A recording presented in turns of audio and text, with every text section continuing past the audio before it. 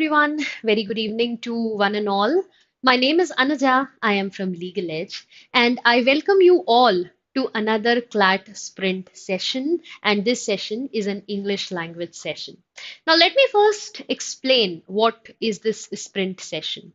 So, sprint is something that prepares you for a marathon, right? That's how you know the word. So these are really small sessions that we do with you. We solve a few questions together, but this is what gives you the correct idea of how to handle questions, and then this prepares you for dealing with the entire mock, and eventually on the D day, it prepares you to handle the entire paper. Right. So today's sprint session is CLAT based, and that's why it has RCs, reading comprehension passages. If you're new to the preparation, I must tell you what is a reading comprehension passage. You do not use any outside information while reading it. You just try to focus all your energy on what the author is saying. And once you have inferred and once you have understood what the author's main message is, you go to the questions. Now, every question is a multiple choice question, so you have to compare the options really closely, and then you will have to choose the correct answer. The correct answer should be the one which is correct according to the passage. Of course, there is negative marking, so we need to take care of our accuracy as well. We cannot take a blind risk. We have to be sure, and only then we attempt. So in today's session, I will be giving you ideas how to critically read a passage. What are the areas which are more important than the other areas? How should you derive the main idea of the passage through those parts? How to compare options, and we'll be doing this with the help of two RC passages. Overall, we've got 13 questions for you today. I'll be giving you enough time to read with me, so please make sure that you're sitting with a writing pad and pen. If there is anything that you need to note down very quickly, you want to make a quick flow chart while reading in your copy, please do that. I will be highlighting the important parts of the passage and marking the correct answers too on my screen, right? So let's get started. Let me introduce you to the first RC. So as I've mentioned in the first RC, this is the set, but there are 6 questions based on it, and it's always a good idea to have a look at the questions first. So before we start reading the passage, let's have a look at the questions. Just keep in mind what is it asking. Do not bother about options right now. So in question number 1, you have been given 4 situations, and you have to tell which one is most likely to give rise to cognitive dissonance. So I think this is the first keyword that should be in your mind, that wherever this term comes in para 1 or in para 2, wherever it comes, you will tell which situation gives rise to cognitive dissonance. You need to understand what cognitive dissonance is. So that's target number 1. Remember, we're not reading because we have leisure, we have free time. We're reading because we have a purpose. Question number 2 is asking you a specific case. What happens when one's expectations fail? So you have to think about this thing. Now, question number 3 has mentioned Jung's name, Carl Jung's, and you have to tell what will he agree with. So whenever his name comes, you'll have to be specific and alert. Question number 4 asks you the title, the best title of the passage. And let me tell you, whenever it's a title question, please remember that you want to choose a title which is neither too generic, it's not too specific. Now, what do I mean by that?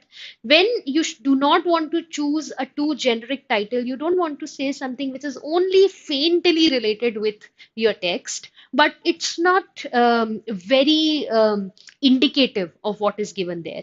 But you do not want to narrow down your options to an extent that you're choosing a title which only covers what was given in a few lines, but not the entire text. So just keep this formula in mind, and you should be all right. Okay. Talking about the next question, question number 5. Now, such questions are often handled by comparing every single option after reading the passage, because you have to tell what will the author disagree with. So you have to first know his opinion, and then you can tell what will he disagree with. And in question number 6, you have persons on the left hand side, and you have proposed theories on the right hand side. Now all you need to do is do the matching. That means you'll have to tell that which person proposed which theory. But of course, all you can do right now is just remember these names, remember Festinger, remember Carl Jung, remember R.W. White, and remember Freud, Sigmund Freud. So whenever their name comes, you will have an idea that I have to tell which theory did this person suggest. Okay, so this is a step one. We have understood the lay of the land. We have read all the questions, understood what we are supposed to do. Now we'll be reading the passage, and I'll be giving you 5 minutes for that. I think that's a good enough time, right? I'll be giving you 5 minutes. Meanwhile, I'll be highlighting some important parts here, so that we can come back to it and refer to it later. Now, these 5 minutes, when I say five, these are for reading the passage, and then I will slowly take you to each and every question. You're supposed to choose your answer. Once you're done, that should take something like 6 to 7 minutes. I will explain every single question to you. Okay? So, have you understood the modus operandi? Shall we get started, people? There you go. Your time for reading this passage begins now.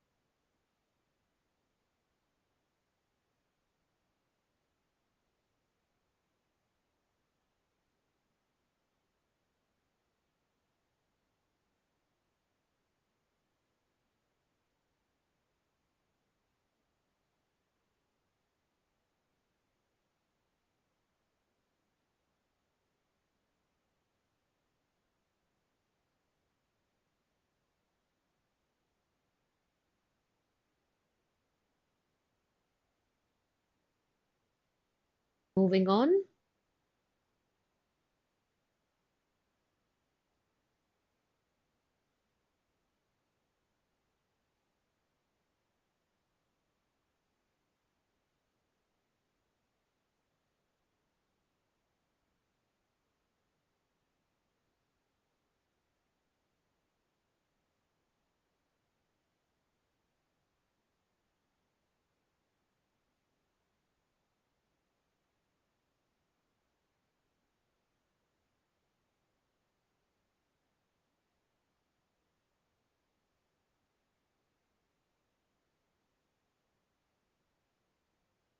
Sorry about that.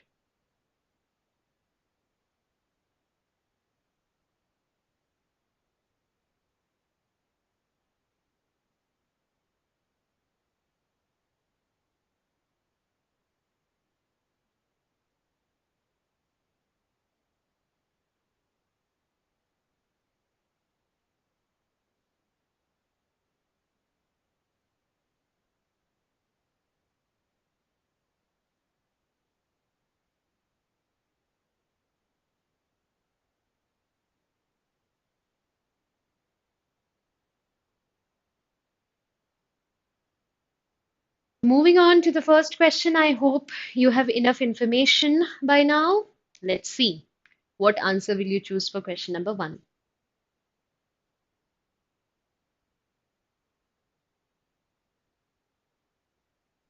I'll give you close to 30 seconds for every question.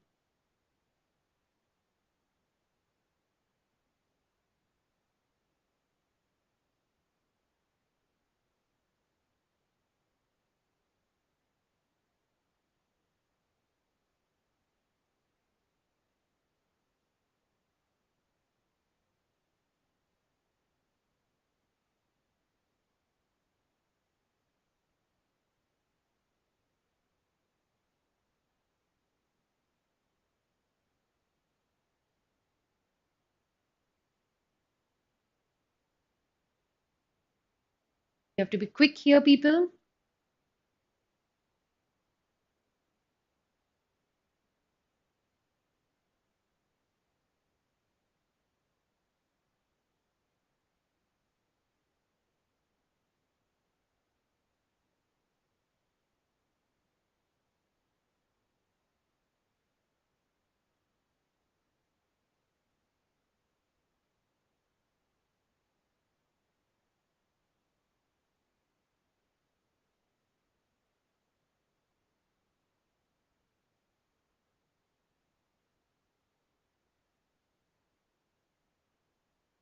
And the last question.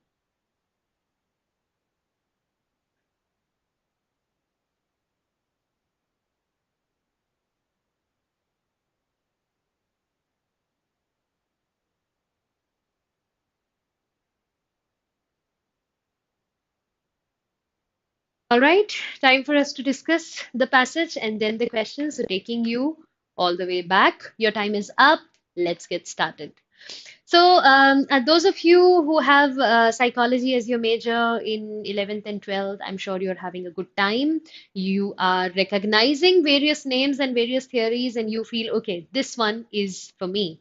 But otherwise, people are flustered, they're confused, they're bewildered. What is happening? What are all these things? And that is exactly why I wanted you to read this RC, because this broadens your horizon. It introduces certain new things in front of you. And it's always a good idea to read things which we don't usually read so that we improve our tolerance for handling variety and we eventually become better. So, a good reader is not just someone who reads a certain type of thing effectively, he reads various things, and that's why he's a good reader. So, here in the very beginning, we were told that human beings like to think that our belief, our attitude, our behavior, they are all consistent. They all find a consistent pattern. And sometimes, if there is some incongruity, if there is some disassociation, we always feel that this should not be there. And that's why several theories, you see the part that I have highlighted here for you, that's why several theories have been created for this. For example, the first one, so you've got your answer. Festinger talked about the theory of cognitive dissonance and how can we reduce it. Now, you know what the best part about this set was? That not only the theory given to you, you were also given an example. Like, what is cognitive dissonance? If you want to understand, a very specific example is given to you of a smoker here. So, if there is a dissonance between what he does and what he believes, then there will be pressure on him to either change his beliefs or his behavior. So, if he's a smoker and he believes that smoking is bad for one's health, then what is he going to do?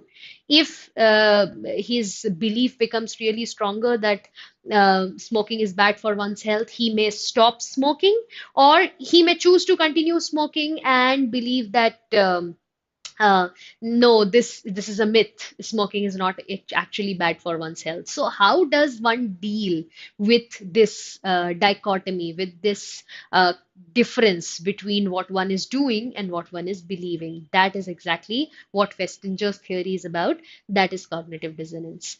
Moving on, in the second paragraph, we find one more example of this. So we see sometimes when our expectations fail, what happens to our belief. So you may feel that my belief will get destroyed, but sometimes it gets strengthened. And this seems really counterintuitive. Now, to explain this as well, the author has taken an example of a set of people who were told that there would be a disastrous flood and everybody would be destroyed. But then, on the prophesized doomsday, the flood didn't happen. And you think that because this prophecy did not come true, people's belief would be shattered. But contrary to that, for some people, the belief was even strengthened because they thought, okay, thank God, our God saved us from the flood and he just postponed our misery. So, this is again another example which would be very helpful for us because we want to answer a question related to it. So, now we come to the final paragraph, paragraph 3, where which we are told, in fact, retold what we have been told from the beginning, that this tendency, do you see the line that I have highlighted in the third paragraph?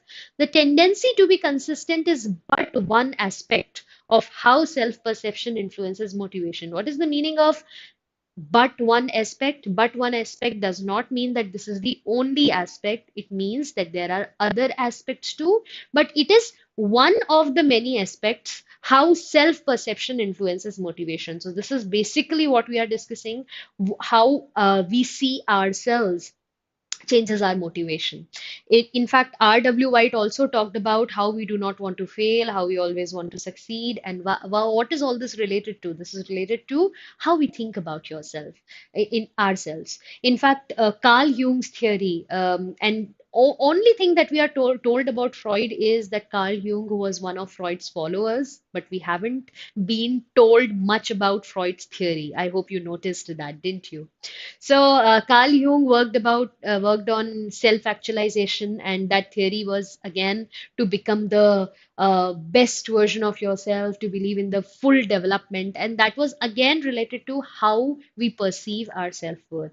So various examples to drive home the same point, and if you have understood that very point, then I think all the questions will be easy for you.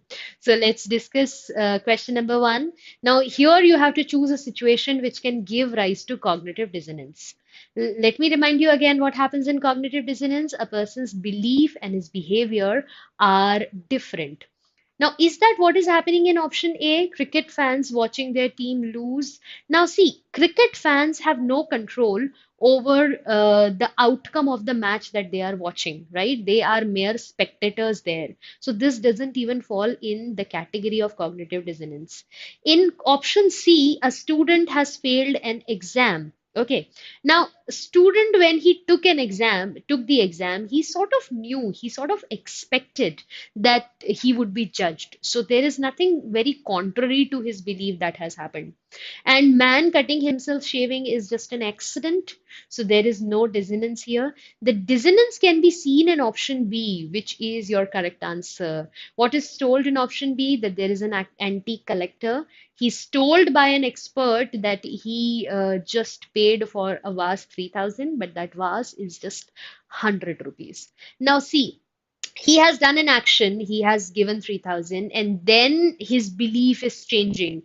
He is made to believe that you have overpaid, you have really overpaid. Now there is a dissonance, now there is disharmony. And what is he going to do? If he believes that the vase is indeed worth only 100 rupees, he may throw it away. And if he believes that, no, I'm not going to listen to this person, I paid correctly, the vase indeed is an antique, then he'll have to just change that belief. So, this is exactly what happens in cognitive dissonance. Okay, moving on to question number two.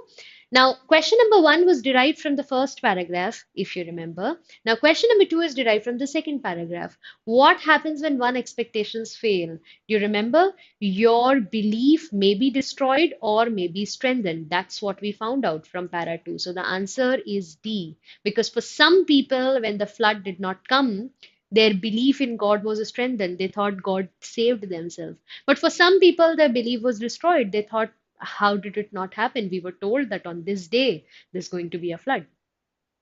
Question number three, now you have to tell what Jung would agree with. And remember, Carl Jung was the guy who believed in self actualization, and self actualization was becoming the best version of yourself. So, the people who believe in that thought, those parents would definitely encourage their children to pursue any interest the children might have. Okay, this is the correct answer.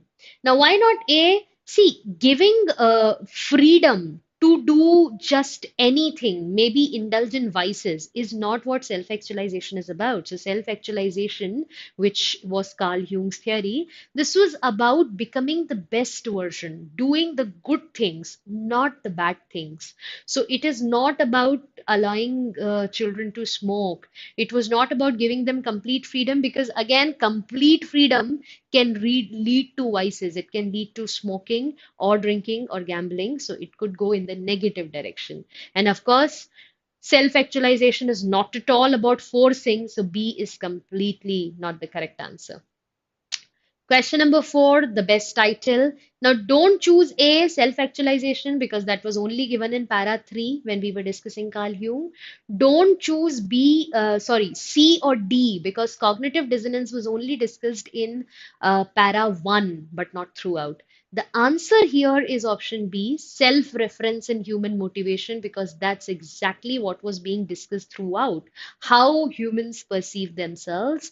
Earlier, we were told that humans think that their behavior is always consistent, and if it is not consistent, then comes a lot of theories. So, we heard about Festinger's cognitive dissonance theory, then we got to know about R.W. White's theory of success and failure, then again, Carl Jung's theory of self motivation, self actualization. So, that's why the answer is D.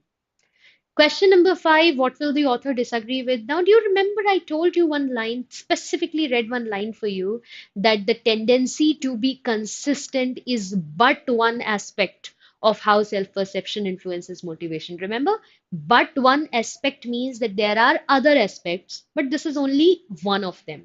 Here it's written that it's the only aspect. This is, of course, contrary to what the author has said.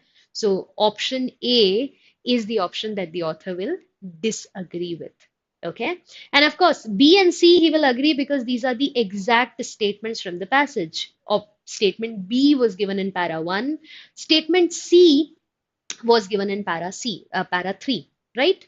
And the last one where you have to match the person with the proposed theory, the answer is A.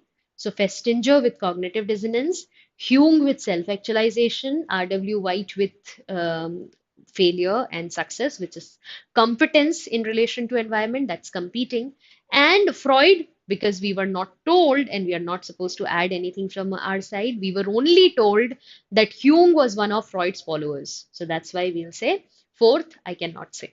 Okay. So good score from these six questions should at least be three because I do agree that they were tricky. But now that you have had a thorough discussion with me, I think you will agree with me when I say that they were not undoable. So at least a 50% mark was to be hit. And if you have exceeded that, let's say you've got four correct or five correct, you have done a pretty good job. You deserve a pat on your back. Time for us to move on to RC2. So I'll be showing you the questions first, like I always do. So question number 7 will be asking you the central idea. Always keep that in mind. Question number 8 is very specific. It's asking you meaning of this term, res extra commercium. If you know it already, you can mark the answer right now. Otherwise, you can read the passage and get the context. Question number 9 is asking you meaning of the phrase suitably pious claim.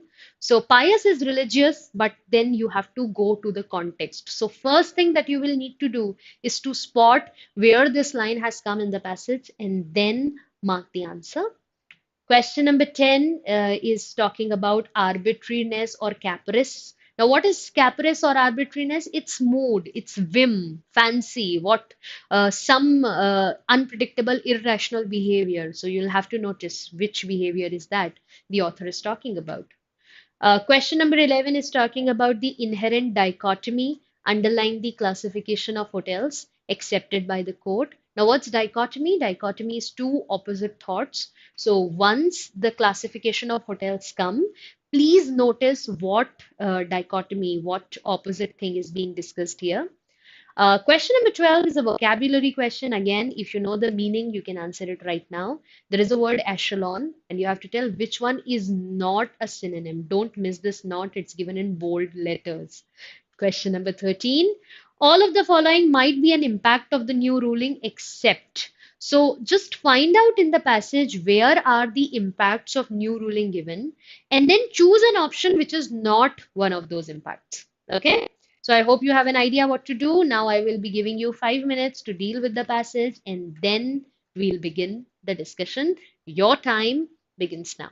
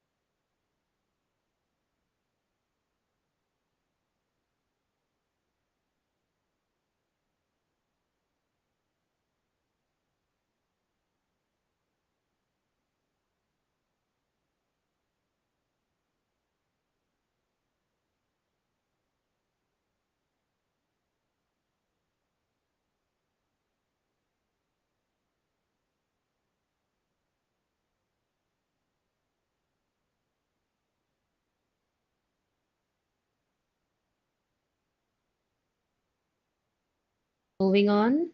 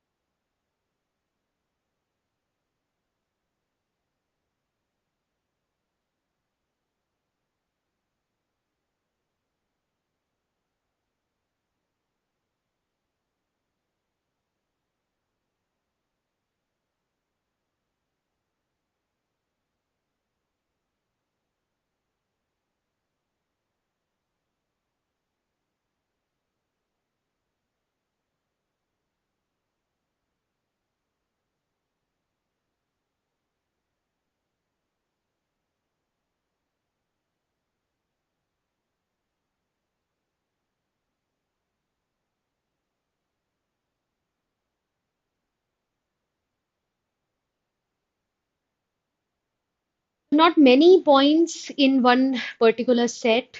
You should be able to summarize it. Now let me take you to the questions. 30 seconds per question.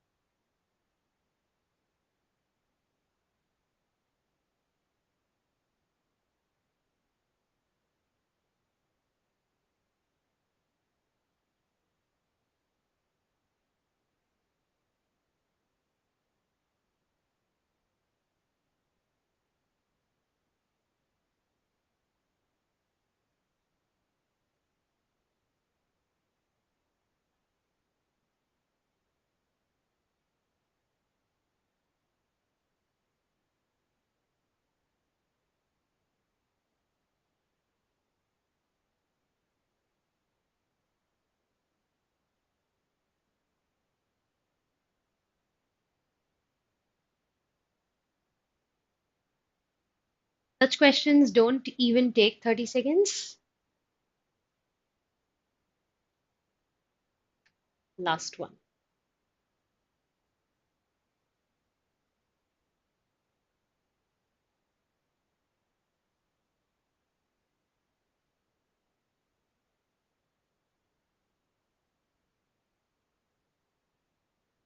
All right, time for us to go to the passage and understand it and come back to the questions and check our answers. So clearly, Kerala government has taken a decision here and Supreme Court has upheld it, that means supported it, but the author is not happy with it. And why is he not happy? He has written an entire text about it. So what is the decision that Kerala government has taken? They have restricted serving liquors to only five-star hotels. And why have they done this? Because they want to bring down drinking. They say that we just want to make drinking so expensive, prohibitively expensive, that drinking goes down, alcohol consumption goes down. And if you ask them, okay, then why have you kept it in five-star hotels? Why not a total ban? So they say that this is in the interest of tourism. Tourists will come, they should at least get alcohol somewhere. Author says that the court sees no caprice in it, no arbitrariness. This is they don't find it a random decision, and that's why author is so surprised. He says that it is a discriminatory treatment, and all the Kerala government has done to appease the judiciary is to make a suitably pious claim. Do you notice the second line? Suitably pious claim here means that they have given some benefit which the government has convinced the court of, and the court has allowed a such a discriminatory practice, right? He voices his disopinion. He says, first of all, if you talk about tourists, then tourists, whether they are foreign tourists or domestic tourists, they are not all rich. So they're not from the upper echelons of society. Now, echelon means a standard, a rank. So you're saying that they are not elite people. Not all the tourists will go to five-star hotels. So this makes no point. And there is something really interesting. So the court says that no one is barred from upgrading their hotels to five-star grade hotels. You can do that, but it seems to have accepted a contention by the government that it was not allowing bars in four-star hotels because they feel that three stars may convert to four stars. So this is the dichotomy. This seems contradictory. So you are saying that three stars may convert to four stars, but then on the other hand, you are saying that, okay, if you want to serve alcohol, you can convert into five star. So at one point, you're scared that people will change their status. Three-star hotels will change to four-star, and that's why you're not giving alcohol permit to four-star. But on the other hand, you are encouraging people, okay, if you want to serve alcohol, do convert into five-star hotels. So this is the dichotomy. This is the weird, opposite, discriminatory behavior that's happening here. And then the author goes forward in the last part of the passage to tell that what will happen if such a rule goes ahead. So he says our society will become a non-permissive society. If we'll not permit alcohol like this, then drinking will become a covert activity. That means it's activity which is done in a secretive, clandestine, cloak and dagger manner. It will also lead to corruption, and many people will be left unemployed because so many bars would be closed, and then government will have to do something about those people. And then all this sweeping discretion which is given to people to differentiate between different kind of licenses, all this power that's given, that is also going to lead to corruption. So these are all the problems that this law will lead to.